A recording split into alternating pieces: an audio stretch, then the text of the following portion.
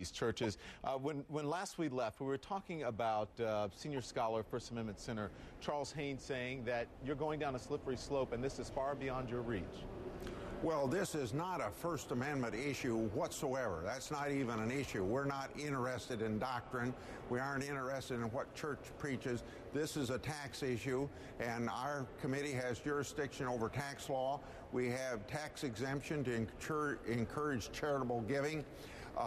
And we also have laws that say that nonprofits are trustees for the money, and the money that's contributed is supposed to be used for the purpose it was contributed. This isn't any different than my investigation of Smithsonian, Nature Conservancy, the Red Cross, American University, and nonprofit hospitals, and all the things that over the last 5 years my committee's been interested in. And as a practical matter, you know, tax laws have to be reviewed from time to time. Okay, to tell you, we spoke with reached out to these groups, a number of these mega churches for their response. I want to tell you that Paula White's ministry said they take their financial responsibility to our partners very seriously, and to the best of our knowledge, we comply with all taxes. This is possible. They're concerned about the ramifications of a precedent here.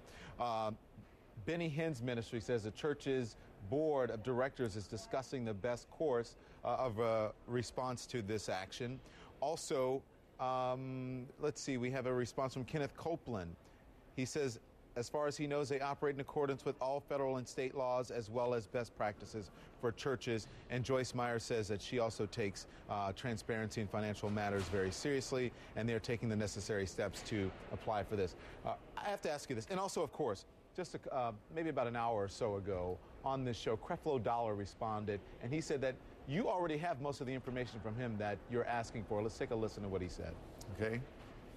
The IRS has already been given the responsibility to do these things.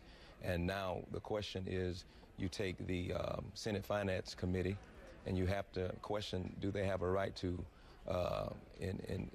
invest themselves or to ingest themselves in a position to be tax examiners for exempt organizations when the IRS has already been given that responsibility. And so we've always said at the very beginning that we have no problems if it's a valid request, and you know, we comply with the IRS. Do you have the right, Senator? Well, of course we have the right, and now here's just an example. You know, they're inferring, and maybe correctly so, and I hope correctly so, that the IRS has looked and everything's all right.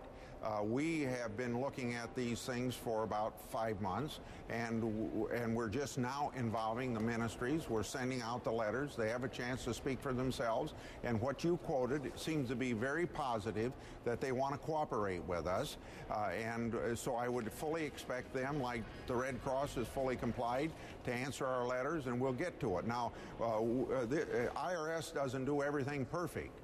For instance, when Enron blew up 6 or 7 years ago, IRS was saying everything was okay, but we got all the corporate tax records, and we told the IRS a lot of things that they didn't know. And Senator, you know, you're exactly right on that, the IRS and that, whatever. I'll give you that because you know more about that than most, I would assume.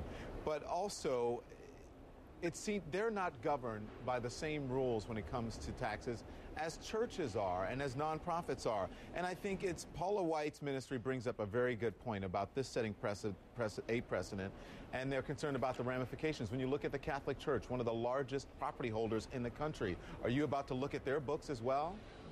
We have not had any complaints about that, and you know, if you came to me as a whistleblower and you had information that law was being violated, I think I have a responsibility to look into it. We have whistleblower protection laws. It's that important to get information from whistleblowers, and you know, we fully investigate.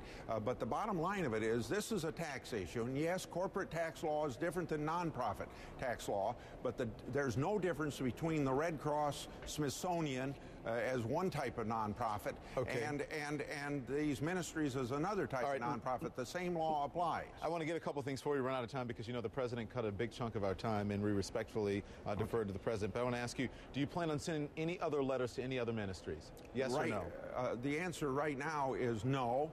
Okay. But you should ask me that on December the 7th when I get the deadlines reached for these 6 to respond. Are you going to hold hearings on these matters?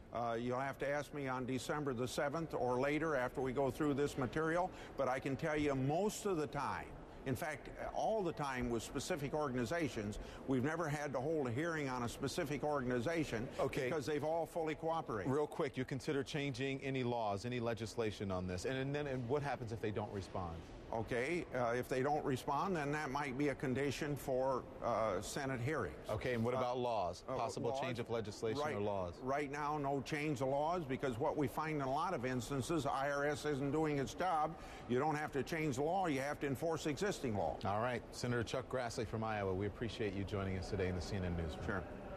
Inside the